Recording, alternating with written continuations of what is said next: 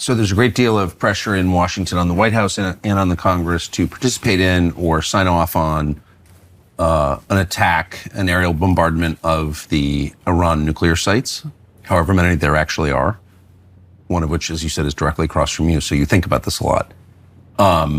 What would be the consequences if that happens? And that's not theoretical, as you know, that could happen soon. What would happen next? Well, I think it will just will be a start of a war that will spread all over the region. And basically, do we expect from any country to get attacked and to stay silent?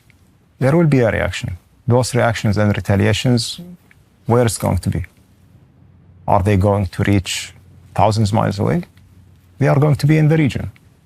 And basically, every country in the region are concerned from such a step because it will affect our security, number one. But also for a country like the US, it will affect their security as well. They have a big stake in that region, whether it's on military bases, whether it's on energy facilities in that region,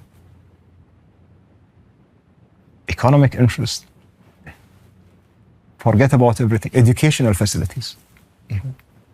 So all those, interests will be affected if something, God forbid, erupt in that region.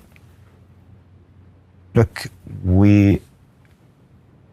there is no way that Qatar would, support any kind of military step in that region. And we will not give up until we see a diplomatic solution between the US and Iran. This needs to reach to an agreement. May I ask, just going back a second, you've said that there's the Iranian nuclear facility directly across the water from you. Mm-hmm. If that were blown up and nuclear material wound up in the water, since it's right on the water, what would happen to the water? This will be basically entirely contaminated. We have run this exercise of risk in the country. A few years ago, before we built our reservoirs, we had the water that we use for our people is from desalination. And we don't have rivers, we don't have water reserves. And basically, the country would run out of water in 3 days. So the whole country? The whole country. Now, after the reservoirs, we increased that capacity and we keep increasing it. But this is not only applied for Qatar. This is applied for Qatar, this is applied for Kuwait, this is applied for UAE. It's all of us in that part. So if that nuclear site gets blown up and nuclear material winds up in the water, none of those countries have water?